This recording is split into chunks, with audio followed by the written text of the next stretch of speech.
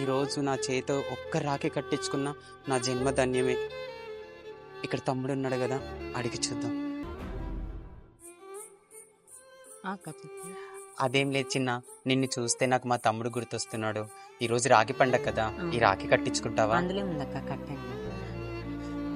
అరే ఇంతలో సిగ్గుందారా నీకు? ఒక ట్రాన్స్జెండర్ తోటి నువ్వు రాఖీ కట్టించుకుంటావా? రేపు మీ అక్క రాదా? నడు.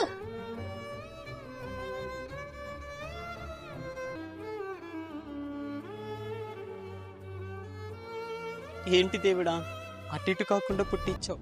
మా లాంటి వాళ్ళతో ఎవరు కనీసం రాఖీ కూడా కట్టించుకోవట్లేదు. ఎందుకు దేవుడా ఈ నరకయాత్ర?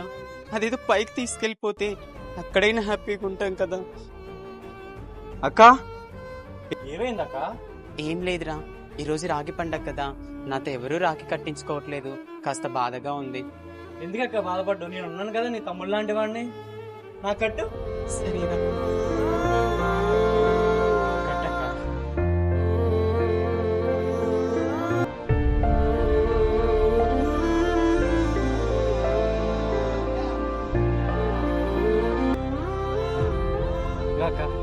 అబ్బే తమ్ముడు, నువ్వేదో ఇస్తావని ఆశతో కట్టలేదురా, ప్రేమగా కట్టించుకున్నావు కాబట్టి కట్టాను.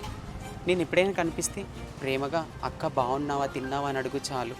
అదే నువ్వు నాకు ఇచ్చే కోట్లాస్తి. సరే, జాగ్రత్త.